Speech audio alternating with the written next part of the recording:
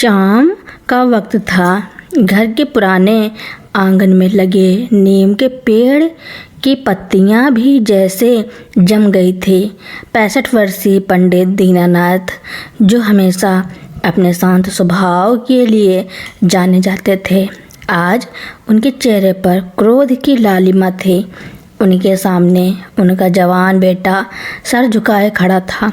तभी सन्नाटे को चीरते हुए एक चटाक की आवाज़ गूंजी। पंडित जी का हाथ अभी भी हवा में था और बेटे के गाल पर उनकी उंगलियों के निशान उभर आए थे। यह थप्पड़ सिर्फ एक सजा नहीं थी, बल्कि उन तमाम उसूलों और संस्कारों की गूंज थी जिन्हें दीनानाथ ने उम्र भर संजोया था। पंडित दीनानाथ का हाथ काँप रहा था। थप्पड़ की वह गूंज जब आंगन की दीवारों से टकराकर शांत हुई तो उससे भी गहरा सन्नाटा वहां पसर गया। बेटा समीर अभी भी अपना चेहरा झुकाए खड़ा था, लेकिन उसकी मुट्ठियां कस गई थी। आंगन के कोने में खड़ी कमला देवी की आंखों में आंसू भर आए। उन्होंने अपने पति का ऐसा रूप पहले कभी नहीं देखा था। बाबूजी, यह थप्पड़ आपने मुझे नहीं, अपनी उन पुरानी सोच को मारा है जो अब दम तोड़ रही हैं। समीर ने बिना चेहरा उठाए धीमी लेकिन सख्त आवाज़ में कहा। पंडित जी का स्वर लड़खड़ाया। संस्कारों की बलि चढ़ाकर अगर नई सोच आती है तो मुझे ऐसी सोच की ज़रूरत नहीं है समीर। जिस ज़मीन को बेचकर तुम शहर में फैक्ट्री डालना चाहते हो, वह सिर्फ मिट्टी नहीं है, तुम्हारे दादाजी की विरासत है। विरासत भावनाओं से नहीं, ज़रूरत से चलती है। बाबूजी, समीर ने इस बार नज़रें मिलाई। गांव के 10 घरों का चूल्हा बुझ रहा है क्योंकि खेती अब उन्हें पाल नहीं पा रही। मैं वहां उद्योग लगाना चाहता हूं ताकि किसी और को अपना घर छोड़कर शहर न जाना पड़े। दीनानाथ जी निरुत्तर थे। उन्हें लगा था कि समीर सिर्फ पैसों के लालच में ज़मीन बेच रहा है।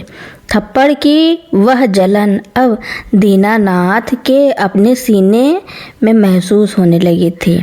उन्हें एहसास हुआ कि गूंज सिर्फ थप्पड़ की नहीं थी, बल्कि 2 पीढ़ियों के बीच के उस संवाद की थी जो सालों से अधूरा था। समीर की बात सुनकर पंडित जी की आंखों में एक अजीब सी चमक आई। गुस्से की नहीं, बल्कि आत्ममंथन की। उन्होंने पीछे मुड़कर उस जर्जर हो चुकी हवेली और धूल से भरे आंगन को देखा। समीर अपनी जगह सही था, पर दीनानाथ जी के लिए वह मिट्टी महज संपत्ति नहीं, उनकी पहचान थी। सन्नाटे को तोड़ते हुए कमला देवी धीरे से आगे बढ़ी और दीनानाथ के कांपते हाथ को थाम लिया। समीर गलत नहीं है। कमला देवी की आवाज़ में एक ऐसी दृढ़ता थी जिसने दीनानाथ को चौंका दिया। आप जिस विरासत को बचा रहे हैं वह खंडहर बन रही है।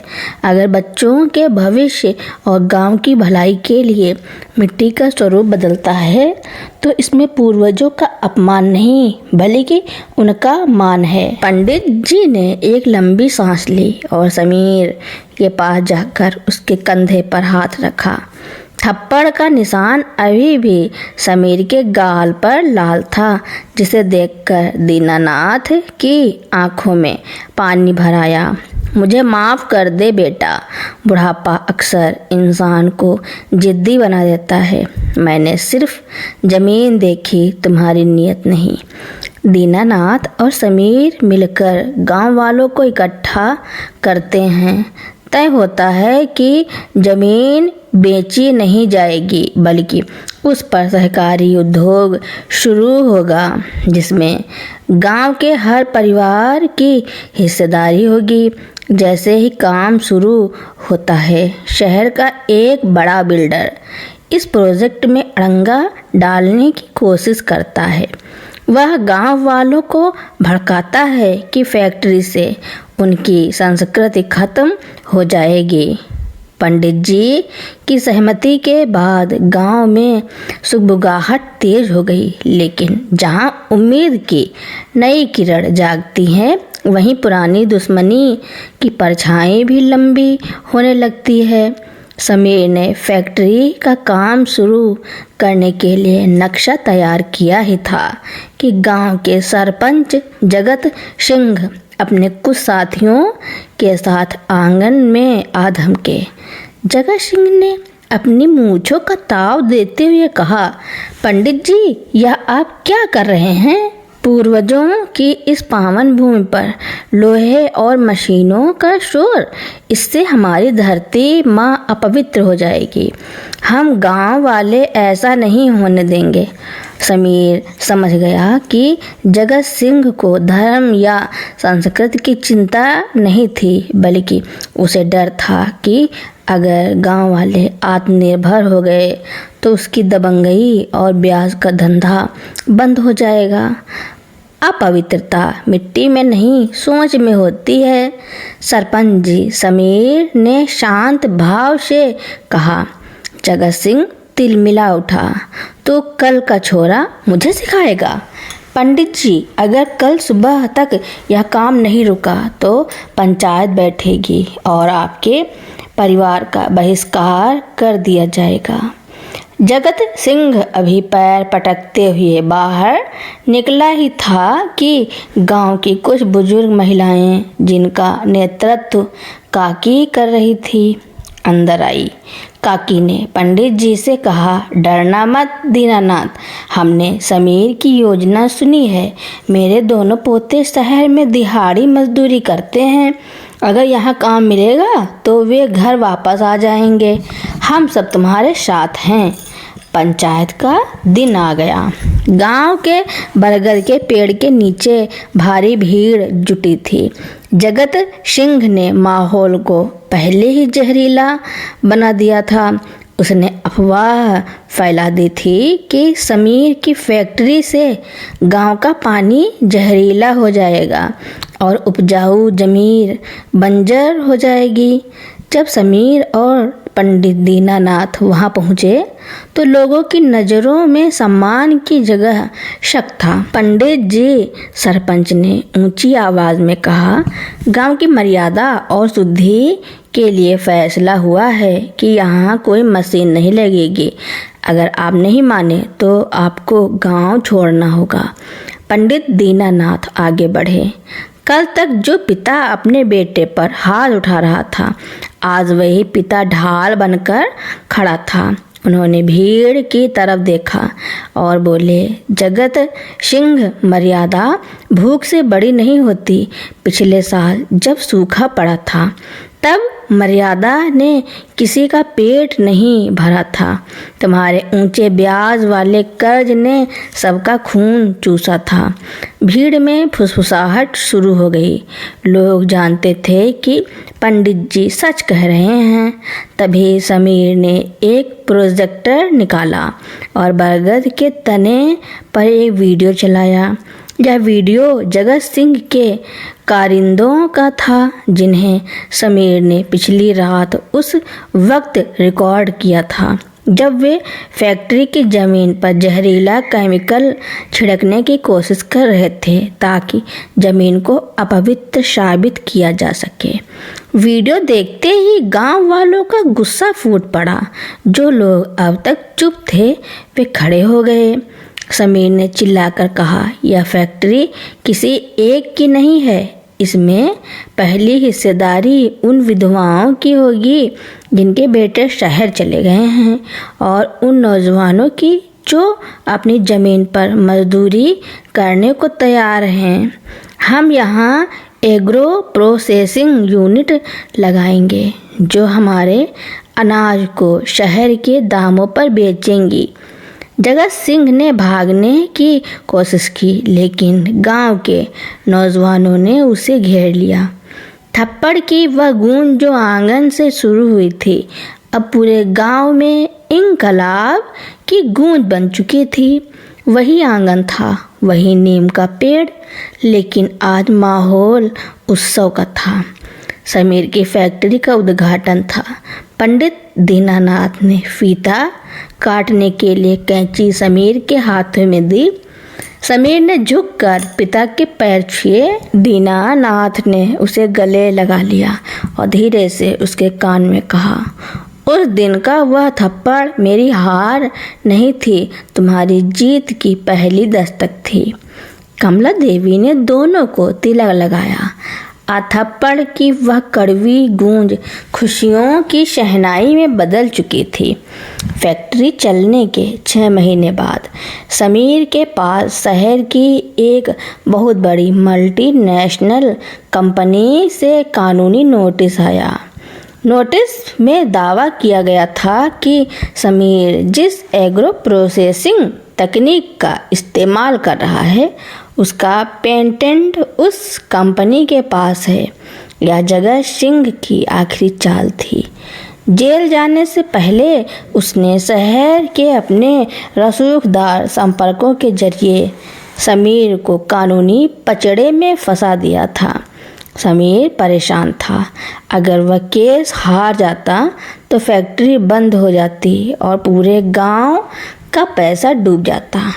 पंडित दीनानाथ ने जब समीर को उदास देखा तो उन्होंने अपने पुराने संदूक से एक धूल भरी फाइल निकाली।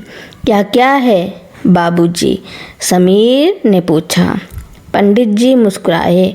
बेटा, तूने पढ़ाई किताबों से की है, लेकिन मैंने यह उम्र अनुभवों में बिताई है। यह उस सहकारी संस्था के कागजात हैं जिसे तुम्हारे दादाजी ने 40 साल पहले शुरू करने की कोशिश की थी। इसमें उस स्वदेशी तकनीक का पूरा ब्यौरा है जिसे आज वह कंपनी अपना बता रही है। समीर की आंखों में चमक आ गई। उन कागजात में वह सबूत था जो साबित कर सकता था कि यह तकनीक पारंपरिक है और इसे पेटेंट नहीं किया जा सकता।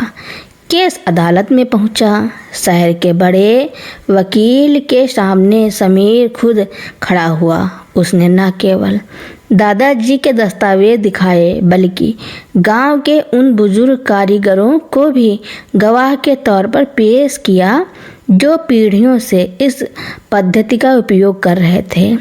जज ने फैसला सुनाया, यह तकनीक किसी एक कंपनी की जागीर नहीं बल्कि भारतीय किसानों की विरासत है। जब समीर गांव लौटा तो इस बार स्वागत में थप्पड़ की नहीं बल्कि तालियों की गूंज थी। पंडित दीनानाथ ने उसे गले नहीं लगाया बल्कि उसके सामने हाथ जोड़ दिए। बाबूजी, यह क्या कर रहे हैं? समीर ने घबराकर पूछा। दीनानाथ बोले, बेटा, तूने सिर्फ फैक्ट्री नहीं बचाई, तूने हमारी जड़ों को दुनिया के सामने सही साबित कर दिया। आज से तू मेरा बेटा नहीं, मेरा गुरु है। आंगन के उसी नीम के पेड़ के नीचे जहाँ कभी एक पिता के गुस्से की गूंज सुनाई दी थी, आज वहाँ आने वाली पीढ़ियों के लिए एक प्रेरणा की गूंज रही थी। गीत की उस गूंज के बीच एक शाम हवेली के दरवाजे पर एक ऐसी दस्तक हुई जिसने सबको चौंका दिया। दरवाजे पर एक नौजवान लड़की खड़ी थी, आंखों में चश्मा और हाथ में एक छोटा सा बैग। उसने पंडित जी के पैर छुए और कहा, नमस्ते ताऊ जी, मैं पल्लवी, जगत सिंह की बेटी। पूरे आंगन में सन्नाटा छा गया। पंडित दीनानाथ की भौहें तन गई और समीर भी सतर्क हो गया। सबको लगा कि यह अपने पिता के अपमान का बदला लेने आई है। बेटा, यहाँ क्यों आई हो? तुम्हारे पिता के साथ जो हुआ उसके जिम्मेदार वे खुद थे, पंडित जी ने कड़े स्वर में कहा। पल्लवी की आंखों में आंसू थे। मैं बदला लेने नहीं, माफ़ी मांगने आई हूँ। बाबूजी ने जो किया वो गलत था और उसी का बोझ कम करने के लिए मैं शहर की अपनी बड़ी नौकरी छोड़ कर आई हूँ। मैंने फूड टेक्नोलॉजी में गोल्ड मेडल जीता है। मैं चाहती हूँ कि समीर भाई की इस फैक्ट्री में जो उत्पाद बने उनकी ब्रांडिंग और क्वालिटी ऐसी हो कि वे सिर्फ शहर नहीं विदेशों तक जाएं। समीर दुविधा में था कि दुश्मन की बेटी पर भरोसा करना सही था, लेकिन कमला देवी आगे बढ़ी। उन्होंने पल्लवी का हाथ पकड़ा और उसे अंदर ले आई। मिट्टी का पाप मिट्टी झाड़ती है पंडित जी, कमला देवी ने शांत स्वर में कहा। अगर यह लड़की अपने पिता के दाग धोना चाहती है तो हम इसे मौका क्यों न दें। पल्लवी ने फैक्ट्री का नक्शा ही बदल दिया। उसने गांव की महिलाओं को संगठित किया और अचार और मसालों की एक ऐसी यूनिट शुरू की जिसे गूंज शुद्धता की आवाज़ ब्रांड नाम दिया गया। 2 साल के भीतर उस छोटे से गांव के उत्पाद बड़े बड़े मॉल्स में बिकने लगे। जगत सिंह जब जेल से छूटकर वापस आया तो उसने अपनी बेटी को गांव की सबसे सम्मानित महिला के रूप में देखा। उसका अहंकार टूट चुका था। एक दिन वही पुराना दृश्य दोहराया गया। आंगन में समीर, पल्लवी और पंडित जी बैठे थे। जगत सिंह धीरे से अंदर आया और पंडित दीनानाथ के सामने झुक गया। दीनानाथ, उस दिन तुम्हारे थप्पड़ की गूंज ने शायद सिर्फ समीर को नहीं, मेरी किस्मत को भी जगाने का रास्ता बनाया था। आज मेरा सिर शर्म से नहीं गर्व से झुका है। अब उस आंगन में किसी थप्पड़ की कड़वाहट नहीं थी, वहाँ गूंज थी मशीनों के चलने की, बच्चों के स्कूल जाने की और उन महिलाओं की हंसी की जो अब आर्थिक रूप से स्वतंत्र थी। पंडित दीनानाथ ने महसूस किया कि परिवर्तन की गूंज जब शुरू होती है तो वह नफरत की हर दीवार को गिरा कर ही दम लेती है। वक्त का पहिया और आगे बढ़ा। अब गूंज सिर्फ एक ब्रांड नहीं बल्कि एक आंदोलन बन चुका था। लेकिन एक सुबह गांव की चौपाल पर एक सरकारी गाड़ी आकर रुकी। गाड़ी से एक युवा अफसर उतरी जिसके हाथ में कुछ फाइलें थी। उसका नाम था आरती, जो इस जिले की नई जिलाधिकारी बनकर आई थी। उसने सुना था कि इस गांव ने बिना किसी सरकारी मदद के अपनी किस्मत बदल ली है और वह इस मॉडल को पूरे राज्य में लागू करना चाहती थी। आरती ने समीर और पंडित जी के सामने एक प्रस्ताव रखा। सरकार इस फैक्ट्री को टेक ओवर करना चाहती है। हम इसे एक बड़ा उद्योग हब बनाएंगे। जमीन के बदले हर गांव वाले को बड़ा मुआवजा मिलेगा, लेकिन फैक्ट्री का मालिकाना हक सरकार का होगा। गांव वाले मुआवजे की बड़ी रकम सुनकर डगमगाने लगे। कुछ लोगों ने कहा, पंडित जी, अब तो हम अमीर हो जाएंगे, जमीन दे देनी चाहिए। लेकिन समीर शांत था। उसने पंडित जी की ओर देखा। पंडित जी की आंखों में वही पुरानी चमक थी जो थप्पड़ मारने वाले दिन थी। पंडित जी खड़े हुए और आरती से बोले, बिटिया, जब यह सफ़र शुरू हुआ था तब हमारे पास कुछ नहीं था। हमने मिट्टी से सोना बनाया क्योंकि यह हमारा अपना था। अगर सरकार इसे ले लेगी तो ये लोग फिर से मजदूर बन जाएंगे। हमें मुआवजा नहीं, मालिकाना हक चाहिए। समीर ने बात को आगे बढ़ाया। मैम, हम सरकार से मदद चाहते हैं, नियंत्रण नहीं।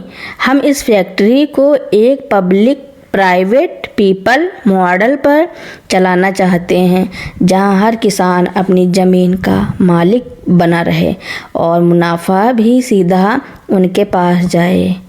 दी एम आरती, जो खुद एक साधारण परिवार से थी। उनकी इस दूरदर्शिता को देखकर दंग रह गई। उसने फाइलों पर दस्तावेज किए और पहली बार किसी गांव को स्वराज उद्योग का दर्जा दिया गया। उसी आंगन में अब पंडित दीनानाथ का पोता खेल रहा था। एक दिन उसने खेल खेल में समीर से पूछा, पिताजी, दादाजी कहते हैं कि इस सब की शुरुआत एक थप्पड़ से हुई थी। क्या थप्पड़ मारना अच्छी बात है? समीर ने उसे गोद में उठाया और मुस्कुराकर बोला, बेटा, कभी कभी कुछ थप्पड़ गाल पर नहीं, सोई हुई आत्मा पर पड़ते हैं। वह थप्पड़ नफरत का नहीं था, वह एक पिता की फिक्र और एक बेटे के सपनों के बीच की वह टक्कर थी जिसने हमारे पूरे गांव की किस्मत बदल दी। आंगन के नीम के पेड़ से एक पत्ता गिरा जैसे पूर्वजों ने अपनी सहमति दे दी हो। वह थप्पड़ अब एक मूक इतिहास बन चुका था जिसकी गूंज अब खुशहाली के गीतों में सुनाई देती थी। सालों बाद जब समीर का बेटा आर्यन शहर से अपनी पढ़ाई पूरी करके लौटा तो गांव की सूरत पूरी तरह बदल चुकी थी। ऊबड़ खाबड़ रास्तों की जगह पक्की सड़कें थी और हर जगह घर के बाहर खुशहाली का दिया जल रहा था। लेकिन एक शाम वही पुराना आंगन फिर से एक बड़ी हलचल का गवाह बनने वाला था। आर्यन अपने साथ एक विदेशी कंपनी का ऑफर लाया था। पिताजी, यह कंपनी हमारी पूरी यूनिट को खरीदना चाहती है। करोड़ों का सौदा है। हमें अब इस धूल मिट्टी में रहने की ज़रूरत नहीं है। हम शहर शिफ्ट हो सकते हैं। वहाँ की लाइफ स्टाइल अलग है। समीर के कानों में जैसे बरसों पुरानी वही थप्पड़ की गूंज फिर से सुनाई दी। उसे याद आया कि कैसे उसने भी कभी अपने पिता के सामने विकास और ज़रूरत की बात रखी थी। पंडित दीनानाथ अब काफ़ी वृद्ध हो चुके थे। वे आराम कुर्सी पर बैठे धुंधली आंखों से पोते को देख रहे थे। समीर ने पिता की ओर देखा, फिर आर्यन की ओर। समीर ने शांति से कहा, आर्यन, पैसा बहुत है, लेकिन क्या तूने उन 500 परिवारों के बारे में सोचा जो इस गूंज से जुड़े हैं? अगर हमने इसे बेच दिया तो वे फिर से किसी बड़ी कंपनी के गुलाम बन जाएंगे। लेकिन पिताजी, जमाना बदल गया है, आर्यन ने झल्ला कर कहा। आप पुरानी बातों में अटके हुए हैं। समीर मुस्कुराया। उसने आर्यन का हाथ पकड़ा और उसे हवेली की उस दीवार के पास ले गया जहां आज भी पंडित दीनानाथ के हाथ के निशान हल्के से उभरे हुए थे। बेटा, यह फैक्ट्री सिर्फ ईंट पत्थरों की नहीं है, यह उस थप्पड़ की गूंज है जिसने मुझे सही रास्ता दिखाया था। यह ज़मीन हमारी माँ है और माँ का सौदा नहीं किया जाता। आर्यन की आंखों में गुस्सा था, लेकिन जैसे ही उसने अपने दादाजी को देखा जिन्होंने कांपते हाथों से उसे एक पुरानी डायरी थमाई, उसका गुस्सा पिघल गया। उस डायरी में हर उस किसान का नाम और कहानी लिखी थी जिसकी ज़िंदगी इस फैक्ट्री ने बदली थी। आर्यन को एहसास हुआ कि जिसे वह सिर्फ बिजनेस समझ रहा था वह दरअसल एक भरोसा था। उसने अपना बैग नीचे रख दिया और बोला, ठीक है पिताजी, मैं इसे बेचूंगा नहीं, बल्कि मैं इसे और बड़ा बनाऊंगा ताकि हमारे गांव का नाम दुनिया के नक्शे पर हो। लेकिन मालिकाना हक हमारे किसान का ही रहेगा। रात के सन्नाटे में जब पूरा गांव सो रहा था, समीर आंगन में टहल रहा था। उसे महसूस हुआ कि हवाओं में आज भी वही पुरानी गूंज है, पर अब वह गूंज चटाक की नहीं थी। वह गूंज थी एक पिता के विश्वास की, एक बेटे के संकल्प की और एक पोते के समर्पण की। पंडित दीनानाथ ने कमरे से बाहर झांका और समीर को देखकर धीमे से मुस्कुराए। पिता और पुत्र की नज़रें मिलीं और बिना कुछ कहे दोनों ने समझ लिया कि उनकी विरासत अब सुरक्षित हाथों में है। गूंज अब अमर हो चुकी थी। पीढ़ियां बदलती रहीं, लेकिन उस आंगन की मिट्टी में दबा हुआ एक राज अभी भी अपनी गूंज का इंतजार कर रहा था। आर्यन ने जब फैक्ट्री की बागडोर संभाली तो उसने पुराने दस्तावेज़ों को डिजिटल करने का काम शुरू किया। उसी दौरान हवेली के एक बंद पड़े तहखाने से उसे एक पुरानी लकड़ी का संदूक मिला। संदूक के भीतर एक पत्र था जिस पर पंडित दीनानाथ के पिता के हस्ताक्षर थे। पत्र पढ़ते ही आर्यन के पैरों तले जमीन खिसक गई। उसमें लिखा था कि जिस जमीन पर आज गूंज फैक्ट्री खड़ी है वह दरअसल में पंडित दीनानाथ के परिवार की नहीं थी। वह जमीन गांव के एक बेहद गरीब बेसहारा परिवार की थी जिसे सालों पहले एक कर्ज के बदले हड़प लिया गया था। आर्यन दौड़ता हुआ अपने दादा जी दीनानाथ के पास गया। दीनानाथ अब बिस्तर पर थे। उनकी सांसें भारी थी। दादाजी, क्या यह सच है? क्या हमारी पूरी विरासत एक अन्याय की नींव पर टिकी है? आर्यन की आवाज़ कांप रही थी। दीनानाथ की आंखों से एक आंसू लुढ़क गया। उन्होंने कांपते स्वर में कहा, बेटा, मेरे पिता ने वह गलती की थी। मैंने पूरी उम्र उस पाप को बोझ ढोया है। समीर को थप्पड़ मारने के पीछे मेरा डर भी यही था कि अगर ज़मीन बिकी या बदली गई तो वह राज खुल जाएगा। मैंने गूंज को इसलिए बढ़ावा दिया ताकि उस अन्याय की भरपाई गांव की सेवा से कर सकूं। समीर और आर्यन सन्न रह गए। जिस विरासत पर उन्हें गर्व था उसका एक काला हिस्सा उनके सामने था। समीर ने अपने पिता का हाथ थामा। बाबूजी, अब समय आ गया है कि इस गूंज को पूरी तरह शुद्ध किया जाए। अगले दिन पंचायत बुलाई गई। पूरे गांव के सामने समीर और आर्यन ने वह सच स्वीकार किया। उन्होंने उस गरीब परिवार के वंशजों को खोज निकाला जो अब गांव के ही एक कोने में मजदूरी कर रहे थे। आर्यन ने सबके सामने घोषणा की, आज से गूंज फैक्ट्री का मालिकाना हक किसी एक परिवार का नहीं बल्कि एक ट्रस्ट का होगा और इस ट्रस्ट के अध्यक्ष वही लोग होंगे जिनकी यह ज़मीन असल में थी। गांव वाले दंग रह गए। ऐसा त्याग पहले कभी नहीं देखा गया था। उस रात पंडित दीनानाथ के चेहरे पर एक ऐसी शांति थी जो उन्होंने दशकों से नहीं महसूस की थी। उन्होंने समीर और आर्यन को अपने पास बुलाया और बोले, आज वह थप्पड़ सच में सार्थक हुआ। उसने सिर्फ तरक्की नहीं दी, उसने हमारे खानदान को इस पाप से मुक्ति दिला दी। दीनानाथ ने चैन की आखिरी सांस ली। आंगन का वह नीम का पेड़ आज भी वही खड़ा है।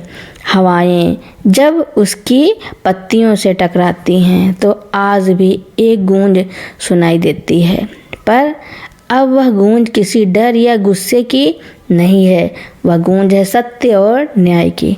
तो दोस्तों, मेरी कहानी सुनने के लिए आपका बहुत बहुत धन्यवाद। ऐसे ही नई नई कहानियाँ सुनने के लिए मेरे चैनल को लाइक, कमेंट, शेयर, सब्सक्राइब एवं बेल आइकन का बटन दबाना ना भूलना ताकि मेरी नई नई कहानियाँ आप तक पहले ही पहुँचती रहें।